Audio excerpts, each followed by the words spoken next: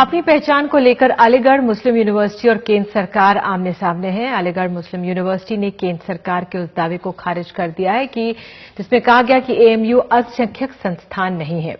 University के vice chancellor lieutenant general Zamiruddin Shah ने कहा है कि संस्थान का अल्पसंख्यक चरित्र यूनिवर्सिटी के लिए जीने मरने का सवाल है।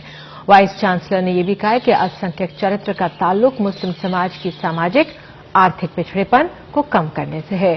केंद्र सरकार ने एएमयू को अल्पसंख्यक संस्था मानने से सुप्रीम कोर्ट में इनकार कर दिया। एएमयू ने इसे चुनौती देने का फैसला किया है। यूनिवर्सिटी के मुताबिक केंद्र सरकार ने 1981 में एएमयू अमेंडमेंट एक्ट पास किया था, जिसमें कहा गया था कि एएमयू मुस्लिम समुदाय द्वारा बनाई गई। 1967 में सुप्रीम कोर्ट ने कहा कि एएमयू अल्पसंख्यक संस्थान नहीं है। 81 में संशोधन कर इंदिरा गांधी के समय में केंद्र ने एएमयू को अल्पसंख्यक संस्थान का दर्जा दिया। 2005 में इलाहाबाद हाईकोर्ट ने सुप्रीम कोर्ट का फैसला बरकरार रखा। 2006 में एएमयू और यूपीए सुप्रीम कोर्ट चले गए थे। और इस मामले को समझने के लिए हमारे साथ अब्दुल हफीज गांधी, जो पूर्व अध्यक्ष हैं एएमयू के, मौजूद हैं, साथ ही प्रभा झा, सांसद बीजेपी के। गांधी साहब, सबसे पहले सवाल आप ही से। कहा यह जा रहा है कि ये एएमयू के लिए जीने मरने का सवाल है, ये अगर वो अल्पसंख्यक दर्जा उसे नहीं मिलता है। क्यों इसको इस तरह से लें हम? देखिए, आपका सवाल का जवाब देने से पहले मैं इसका कानूनी और संवैधानिक पहलू रखना चाहूंगा। संविधान जब बन रहा था, इसकी प्रक्रिया बनने की चल रही थी, तो माइनॉरिटीज, जो अल्पसंख्यक जो कम्युनिटीज हैं, उनके दिल में कुछ शंकाएं थी, जिन शंकाओं का निवारण आर्टिकल 29 और 30 जो इंडियन कॉन्स्टिट्यूशन का है उसमें किया गया। और ये आर्टिकल 30 में प्रोवाइड किया गया कि ये अपने इदारे बना सकती हैं माइनॉरिटीज, अल्पसंख्यक, और वो चला सकती हैं।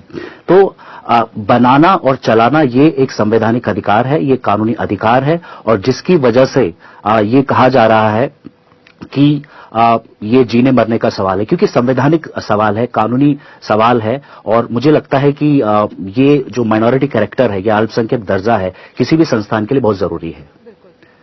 जो एक तरह से सवाल था, जो आपने कहा शंकाएं थी, या ये इसलिए बना था कि जो मुस्लिम समाज में पिछड़ापन था, जो नहीं पढ़ पा रहे थे, शिक्षा नहीं मिल पा रही थी, उस लिहाज से उनको ये मिले, तो इसलिए इसकी स्थापना एक तरह से की गई? नहीं, मैं आपको आर्टिकल 29 और 30 के संदर्भ में वो चीज बता रहा था। लेकिन जो अलीगढ़ मुस्लिम यूनिवर्सिटी का जो अल्पसंख्यक का कैरेक्टर का मसला है, ये बहुत अहम मसला है, बहुत जरूरी मसला है। और मैं समझता हूं कि जिस तरह के सरकारी आंकड़े हमारे पास हैं, उससे पूरी तरह से सिद्ध होता है कि मुस्लिम समाज बहुत ज्यादा पिछड़ा हुआ है।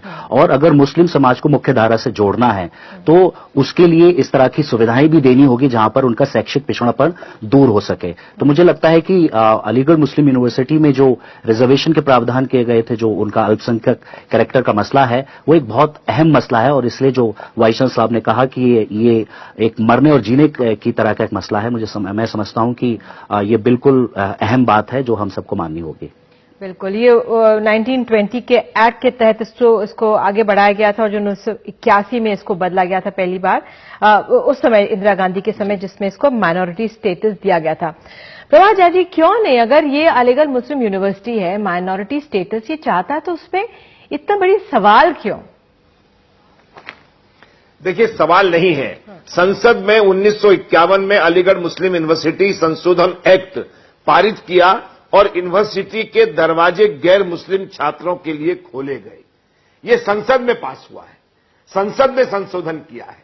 और उसके बाद 1967 के सुप्रीम कोर्ट ने अजीज बासा के केस में कहा कि अलीगढ़ मुस्लिम यूनिवर्सिटी अल्पसंख्यक संस्थान नहीं है, क्योंकि इसकी स्थापना संसद द्वारा बनाए गए कानून से हुई है, न कि मुस्लिम अल्पसंख्यक समाज से हुई है। इस बात को समझना चाहिए। फिर अभी आप जैसा बता रही थी कि 1981 में ये बदला गया, सवाल यह है कि उसके बाद फिर 2005 में क्या हुआ? इलाहाबाद ने क्या कहा? 4 अक्टूबर 2005 को अलीगढ़ मुस्लिम यूनिवर्सिटी के अल्पसंख्यक दर्जा को गलत करार दिए जाने के बाद केंद्र सरकार और अलीगढ़ मुस्लिम यूनिवर्सिटी ने सुप्रीम कोर्ट में अपील दायर की। यूपीए ने इसको दूसरे कारणों से अभी तक रोका था, लेकिन 11 जनवरी 2016 को सुप्रीम कोर्ट में बताया गया कि सुप्रीम कोर्ट ने अजीज बासा के केस में अजीज भाषा के केस में सही फैसला दिया था और अलीगढ़ मुस्लिम यूनिवर्सिटी के अल्पसंख्यक संस्थान नहीं करार दिया जा सकता है, क्योंकि इसे संसद के एक कानून द्वारा बनाया गया है।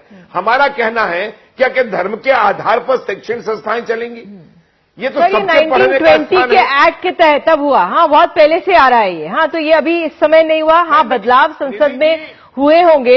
यहाँ पर गांधी साहब बदलाव हुआ। जी जी, गांधी साहब सवाल ये जी, अच्छा बोलिए, फिर मेरा एक सवाल है आपसे। जी, मैं प्रभात झा जी की बात का जवाब देना चाहूंगा। इन्होंने कहा कि क्या धार्मिक आधार पर ये संस्थाएं चलेंगी। मैं ये इनसे पूछना चाहता हूं कि कोई भी सरकार क्या संविधान से ऊपर है? जब आर्टिकल 30 में साफ कह दिया गया है कि रिलीजियस और लिंग्विस्टिक माइनॉरिटीज अपने इदारे बना सकती हैं और चला सकती हैं, तो यहां पर किसी धर्म विशेष की बात कहां से आ जाती है? और दूसरी बात, मैं समझता हूं कि प्रभात झा जी को कानूनी पहलू पता होना चाहिए। संसद में पारित है मेरे मित्र, मेरे दोस्त, संसद मैं भी आपको संसद में पारित प्रावधान ही बता रहा हूं। सेक्शन 5 में 1981 के अमेंडमेंट में। प्रभात झा जी जरा सुनने का प्रयास करें। प्रभात झा जी, मैंने आपको सुना, आप मुझे भी सुनने का प्रयास करें। मैं आपको प्रावधान ही बता रहा हूं। सेक्शन 52C जो 512C है, वो साफ कहता है कि Aligarh Muslim university can work and promote specially the educational advancement for the Muslims of India, and the preamble of this act says, कहता है कि ये यूनिवर्सिटी बनाई गई है मुसलमानों के एजुकेशनल एडवांसमेंट के लिए। और मैं प्रभात झा जी की एक बात बता दूं कि जब यूपीए की सरकार ने और यूनिवर्सिटी ने जो इलाहाबाद हाईकोर्ट का जजमेंट था उसको जब सुप्रीम कोर्ट में चैलेंज किया, तो ये जजमेंट सुप्रीम कोर्ट ने स्टे कर दिया है। स्टे का मतलब है कि जो पहले से जो यथास्थिति बनी थी वो बनी रहेगी। और एक सवाल प्रभात झा जी के लिए मैं पूछना चाहूंगा, क्या सरकार के बदलने पर सरकार की राय भी बदल जाती है? जब यूपीए की सरकार पूरा कंसिस्टेंटली सुप्रीम कोर्ट और हाई कोर्ट में ये मानती रही कि यूपीए एक अल्पसंख्यक संस्था है, तो अब सरकार को क्या अड़चन आ गई कि उनको कल स्टैंड सुप्रीम कोर्ट में बदलना पड़ा? और क्या सरकार अपने ही कानून को गलत कह सकती है? क्या सरकार अपने पार्लियामेंट में बनाए गए कानून जो 1981 का कानून है, क्या वो कह सकती है it is bad in law? मेरा सवाल ये प्रभात झा जी से है। जी, प्रभात झा जी, 67 में अजीज भाषा के केस में क्या हुआ था? अगर 11 जनवरी 2016 को सॉलिसिटर ऑफ इंडिया ने अगर सुप्रीम कोर्ट में कहा है, 81 भी हुआ नहीं, सुनिए ना, उसके बाद हाई कोर्ट ने क्वेश्चन किया उसको, और उस क्वेश्चन करने के बाद सुप्रीम कोर्ट ने भी स्टे दिया हुआ है। लेकिन वो स्टे है, सुप्रीम कोर्ट में कल भाग गई, लेकिन वो प्रभात झा जी स्टे है, वो स्टे। सुन तो लीजिए, सुप्रीम कोर्ट में कल जब बहस हुई तो अरुण रोहतगी जी ने अपने कहा है कि 11 जनवरी को कल कहा कि भाई 1967 में जो अजीज भाषा जी के केस में कहा गया था उससे हम सहमत हैं, और शैक्षणिक संस्थाएं किसी धर्म के आधार पर नहीं चलनी चाहिए। ऑर्गेनाइजर में छपा है कि भाई जो हिंदू समाज के जो पिछड़े हुए लोग हैं उनको जगह मिलनी चाहिए, जो उनको एक तरह से जो 50% रिजर्वेशन ये लोग मुस्लिम समाज के लिए कर रहे थे उस पर आपत्ति उठाई गई। ऑर्गेनाइजर में जो लेख लिखा हुआ है, कहा गया है कि क्यों जो हिंदू समाज के पिछड़े लोग हैं उनको बच्चों को यहां पे तरजीह नहीं दी जाती। फिर उस आर्टिकल में यह भी कहा गया है कि जब ये एएमयू की स्थापना हुई तो सिर्फ सैयद साहब ही नहीं थे, तमाम लिस्ट दी गई है लोगों की जो हिंदू नाम दिए गए, उन्होंने किस तरह से योगदान दिया। बहरहाल क्यों इस तरह के सवाल इस समय आकर, क्या ये एक यूनिवर्सिटी जो इतनी बेहतरीन काम कर उसके लिए परेशानियां का एक सबब नहीं खड़ा कर रही है? देखिए, क्या कोई संस्थान में सब बच्चों का पढ़ने का अधिकार नहीं है? सुप्रीम कोर्ट ने कहा, जब केस किया हाई कोर्ट ने, तो सुप्रीम कोर्ट ने जो बात पहले कही थी उस बात को कहने का अधिकार नहीं है? क्या वहां पर कोई और बच्चे नहीं पढ़ सकते हैं? ये किसने कह दिया कि मुस्लिम बच्चे नहीं पढ़ेंगे? क्या वहां पर अन्य संस्थानों के बच्चे नहीं पढ़ सकते हैं? हम ये बार बार कह रहे हैं कि शिक्षा के संस्थानों को धर्म से बांधने की कोशिश नहीं करना चाहिए। अगर ये बातें अन्य जगह हो जाए तो कैसे होगा? आड़े आ रहा है, आप दोनों आए, बहुत बहुत शुक्रिया।